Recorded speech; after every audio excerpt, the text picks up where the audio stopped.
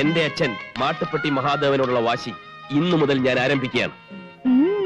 മനസ്സിലായില്ലേ? ആദ്യത്തെ ലോഡിറക്കാൻ പോവാണെന്ന്. എനിക്ക് വേണ്ടി പ്രാർത്ഥിക്കണം.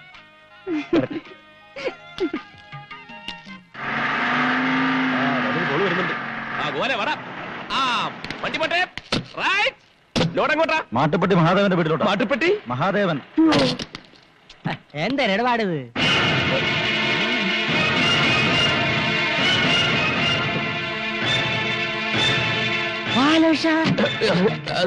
ഞാനല്ല.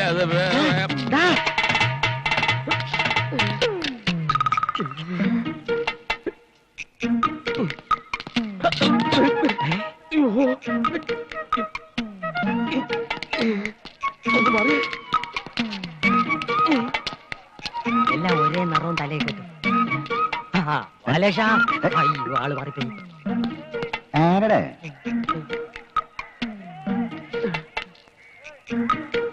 ആളെ മനസ്സിലായില്ല. പോയെന്നാ തോന്നുന്നു. രക്ഷപ്പെട്ട്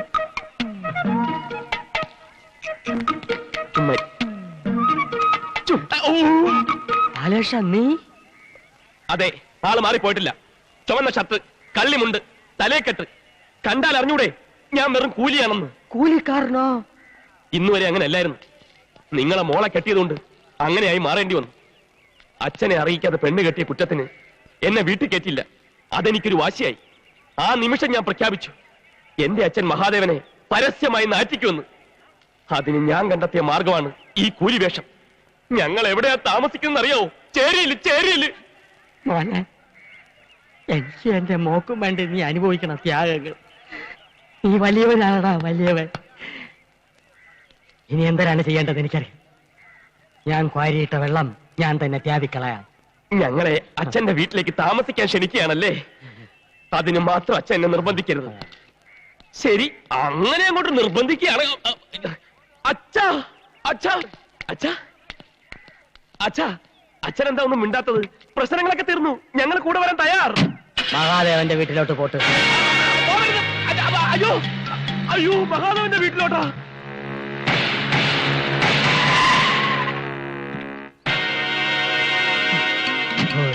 എന്താ വീട് പണക്കാരൻ തന്നെ.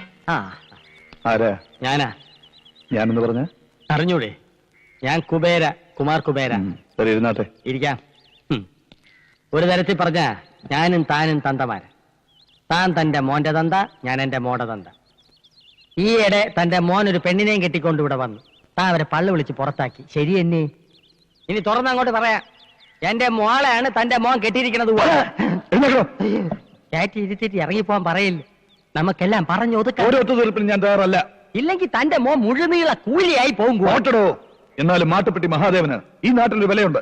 വിലയിടിയാൻ തന്റെ മോൻ കെട്ടിയിരിക്കുന്നത് ഒരു പിച്ചക്കാരന്റെ മോളയല്ല, എന്റെ മോളയാണ്. കുബേര അണ്ടി കമ്പനി, കുബേര കേറ്റിയർ കമ്പനി, കുബേര ജൗളിക്കട, കുബേര ബ്ലേഡ് കമ്പനി. ഇതിന്റെയൊക്കെ മുതലാളിയാണ് ഞാൻ. സ്വർണത്തിന് ഇത്തിപ്പൂരം വില കുറഞ്ഞെങ്കിലും ഞാൻ 250 പവൻ കൊടുത്തു. ഇനിയും വേണോ തരാ. സ്ത്രീയനം വേണോ അതും തരാം. പക്ഷെ ഞാൻ പോലീസിന്റെ കൂടെ പറയൂല. മകന്റെ അച്ചു വീട്ടിൽ നിന്ന് കൊണ്ടിരുന്ന സമ്പാദ്യം കൊണ്ട് തിന്നു കഴിയേണ്ട ഗതികേട് മഹാദേവനില്ല. സ്വത്തും പണവും ഞാൻ പ്രശ്നമാക്കിയിട്ടില്ല. അവൻ കെട്ടുന്ന പെണ്ണിന് തറവാടിത്തം, അന്തസ്, അഭിജാത്യം, ഇത് മൂന്നും വേണം. ആ മൂന്നെണ്ണം എനിക്ക് കൊണ്ടുപോവാ. ഇല്ല, നിങ്ങൾക്കതില്ല. ഉണ്ടായിരുന്നെങ്കിൽ ചെറുക്കന്റെ വീട്ടുകാരുമായിട്ടൊന്ന് ആലോചിച്ചേനെ. ചെറുക്കന്റെ തന്ത മരിച്ചിട്ടില്ലല്ലോ.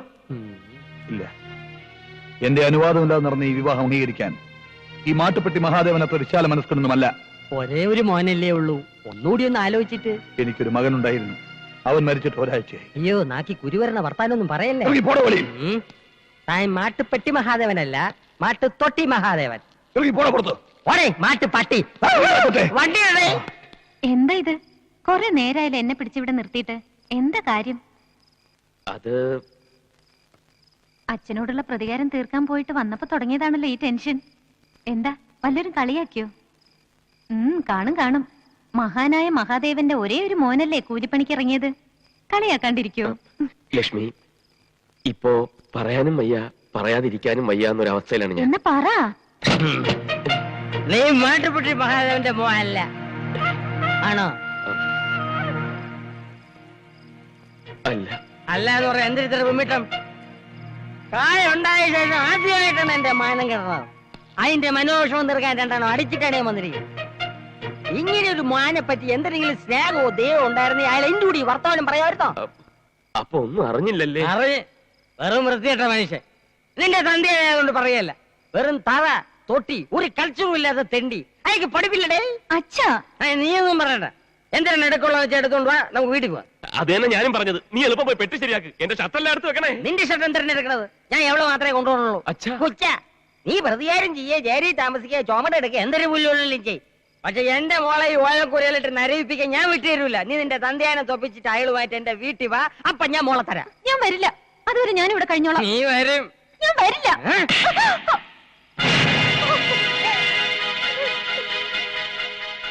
അവള് കുബേരയുടെ മോളാണ് എന്റെ കൂടെ വരും. എടേ അവന്റെ അച്ഛനെ ആട്ടി പുറത്താക്കിയപ്പോ ഞാൻ തീരുമാനിച്ചാണ്, നീ മഹാദേവന്റെ മോനായതുകൊണ്ടാണ് എന്റെ മോളെ തന്നത്. ഇനി നീ മഹാദേവന്റെ മോനായിട്ട് വാ. വെട്ടിറേ. ഞാൻ വരൂല. ആടേ എടി വരേ. ഇല്ല ബാലേട്ടാ, എന്നെ പറഞ്ഞയക്കില്ല ബാലേട്ടാ. ഇല്ല ബാലേട്ടാ. പോവാൻ നേരത്താണ് അവക്ക് ഭർത്താവും കൂടി ഒരു സ്നേഹം. ബാലേട്ടാ, എന്നെ കൊണ്ടുപോകണം. വണ്ടി താടിക്ക് തീ പിടിക്കുമ്പം ബീഡി കത്തിക്കരുത് ഉണ്ണികൃഷ്ണ. എങ്ങനെ ചിരിക്കാതിരിക്കും? ചട്ടനെ പൊട്ടൻ ചതിച്ചാൽ ഇങ്ങനെ കിടന്ന് ഇളിക്കാതെ എന്റെ അവസ്ഥ മനസ്സിലാക്കിയിട്ട് എന്തെങ്കിലും ഒരു വഴി പറഞ്ഞാടാ. ഇനി ഞാൻ ആലോചിച്ചിട്ട് ഒറ്റ വഴിയുള്ളൂ. വേഗം പറ. നിനക്ക് വേണ്ടി ഞാൻ പ്രാർത്ഥിക്കാം. ശവത്തി കുത്തരുത്. എന്നെ കുരുക്കിന്ന് ഊരാക്കുടിക്കിലേക്ക് ആക്കിയതിന് ദൈവം ഓൺ ദി സ്പോട്ടിൽ തന്ന ശിക്ഷയാണത്. അല്ലെങ്കിലും അവളെ കൊണ്ടുപോയതിന് നിനക്കെന്തത്ര വിഷമം? നിന്റെ പ്ലാൻ പോലെല്ലാം നടന്നില്ലേ? കൂടെ താമസിക്കാൻ അസലൊരു പെണ്ണും, പിന്നെ അവളുടെ സ്വർണവും മറ്റോ അടിച്ചു മാറ്റിട്ടുണ്ടെങ്കിൽ അതും നിനക്ക് മുതലായില്ലേ? ഇനി അവള് പോയാലെന്ത് വന്നാലെന്ത്? ഉണ്ണികൃഷ്ണ, അവളെന്റെ ഭാര്യയാണ്. ഭാര്യ? ആ വാക്കിന്റെ അർത്ഥം എവിടാ നിനക്ക്? അറിയില്ലായിരുന്നു ഇതുവരെ. ഇല്ലാ കഥകൾ പറഞ്ഞ് കല്യാണം കഴിച്ചപ്പോഴും 2.5 കോടി വരുന്ന സ്വത്തിന്റെ ചിന്തയെ എനിക്കുണ്ടായിരുന്നുള്ളൂ. ജീവിതത്തെക്കുറിച്ച് അറിയില്ലായിരുന്നു. ഈ സ്നേഹത്തിനൊക്കെ ഇത്ര ശക്തി ഉണ്ടോടാ? നീ ആ ചേരിയിലെ പെണ്ണിനെ പ്രേമിച്ച് പിന്നാലെ നടന്ന് തല്ലുകൊള്ളുന്ന കണ്ടപ്പോ ഞാൻ കരുതി നിനക്കൊക്കെ മുഴുവട്ടാണെന്ന്. ഇപ്പൊ മനസ്സിലായി. 3 ദിവസം കൊണ്ട് 3 വർഷത്തെ സ്നേഹം ഞാൻ അറിഞ്ഞടാ. എനിക്കവളെ പിരിയാൻ വയ്യ. ദൈവമേ, ഇതേ കൂലി സാഹിത്യം പറയണേ. അപ്പൊ ഇതത് തന്നെ പ്രേമം. തലയ്ക്ക് കൊണ്ടാ. അപ്പൊ മുതലാളിയായാലും തൊഴിലാളിയായാലും പ്രേമം എന്നൊക്കെ പറഞ്ഞാ ഒന്ന് തന്നെ അല്ലേ? സത്യമെല്ലാം തുറന്നു പറഞ്ഞേക്കട്ടടാ. നീ വരൂ എന്റെ കൂടെ. ഇല്ല, ഈ തല്ലുകൊള്ളു പരിപാടി എല്ലാം ഞാൻ നിർത്തി. നീ അവിടെ ചെന്ന് ഓരോന്ന് പറഞ്ഞ് വെറുതെ ശരീരം കേടാക്കാൻ നോക്കണ്ട. ഞാൻ തീരുമാനിച്ചു. എല്ലാം പറഞ്ഞിട്ട് ഞാൻ അവളെ വിളിക്കും. ഒരു കൂലിയായി എന്റെ കൂടെ ഇറങ്ങി വരാൻ തയ്യാറാണോ എന്ന് ഞാൻ ചോദിക്കും. വന്നില്ലെങ്കിലോ? വന്നില്ലെങ്കിൽ വരാതിരിക്കോടാ. എന്തായാലും ഇന്നെല്ലാം ഒന്ന് കലങ്ങി തെളിഞ്ഞാൽ രണ്ടാലൊന്നറിയാൻ പറ്റും. എന്റെ ജീവിതവും രക്ഷപ്പെടും. നിക്ക്. നമ്മൾ ആദ്യം പോകുന്നത് നിന്റെ പെണ്ണിന്റെ അടുത്തേക്കല്ല, പിന്നെ എന്റെ അച്ഛന്റെ അടുത്തേക്ക്. സത്യാവസ്ഥ ബോധിപ്പിക്കണല്ലോ. ഞാൻ പെണ്ണ് കെട്ടിയിട്ടില്ല എന്ന് അറിയിക്കണമല്ലോ. എന്നിട്ട് നിന്റെ കൂടെ ഞാൻ എന്തിനു തയ്യാറാ? Okay okay. നിന്റെ ഈ ഇരിപ്പും മട്ടും ഭാവവും കണ്ടാത്തൊന്നും ഇവിടെ ആരോ മരിച്ചു. മരിച്ചോ? ഇല്ലല്ലോ. ആ പിന്നെ ആ വഴിവെച്ചു പോയ സന്തതിയെ കുറിച്ച് ഓർത്താണെങ്കിൽ നീ വിഷമിക്കണ്ട. നമുക്ക് അവൻ മാത്രല്ലേ ഉള്ളൂ. പുകഞ്ഞ കൊള്ളി പുറത്ത്. അതാണ് എന്റെ പ്രമാണം. അവനൊരു തെറ്റ് ചെയ്തു, അതും പറഞ്ഞ് എത്ര കാലം അവനെ ഇങ്ങനെ ശിക്ഷിക്കുന്നേ? ആ തെറ്റവൻ തിരുത്തുന്നത് വരെ. എടി, നന്നായിട്ട് പഠിക്കാൻ ഇവിടെ നിന്നാൽ പോരാ. ഹോസ്റ്റലിൽ തന്നെ പോണമെന്ന് കള്ളം പറഞ്ഞിറങ്ങിയത് ഏതോ ഒരുത്തിയെ പിടിച്ചറിയിക്കൊണ്ട് വരാനാണെന്ന് ഞാൻ അറിഞ്ഞില്ലല്ലോ. നിന്നോടെങ്കിലും ഒരു വാക്ക് അവൻ പറഞ്ഞോ? ഇല്ലല്ലോ. സംഭവിക്കേണ്ടത് സംഭവിച്ചു. ഇനി പറഞ്ഞിട്ട് എന്ത് കാര്യം? ആ പെൺകുട്ടിയുടെ അച്ഛൻ ഇവിടെ വന്ന് മാപ്പ് ചോദിച്ചില്ലേ? ആ കുടുംബത്തിന്റെ നിലവാരം അയാളുടെ സംസാരത്തോട് എനിക്ക് ബോധ്യായി. ഞാൻ ഇതുവരെ ഒന്നും ആവശ്യപ്പെട്ടിട്ടില്ല, ഒന്നും എതിർത്ത് പറഞ്ഞിട്ടുമില്ല. എനിക്ക് എന്റെ ഉണ്ണിയെ കാണാതിരിക്കാൻ വയ്യ. ഏതൊരച്ഛനുമുണ്ട് മകനെ കുറിച്ചുള്ള പ്രതീക്ഷകൾ. അവന്റെ കല്യാണം എന്ന് പറഞ്ഞാൽ ഒരു ഉത്സവമായിരുന്നു എന്റെ മനസ്സിൽ. എല്ലാം തകർത്തില്ലേ അവൻ? സമ്മതിക്കുമായിരുന്നല്ലോ ഞാൻ. എന്നോടൊരു വാക്ക് മുൻകൂർ പറഞ്ഞിരുന്നെങ്കിൽ നടത്തിക്കൊടുക്കുമായിരുന്നല്ലോ അവന്റെ ഇഷ്ടമുള്ള വിവാഹം.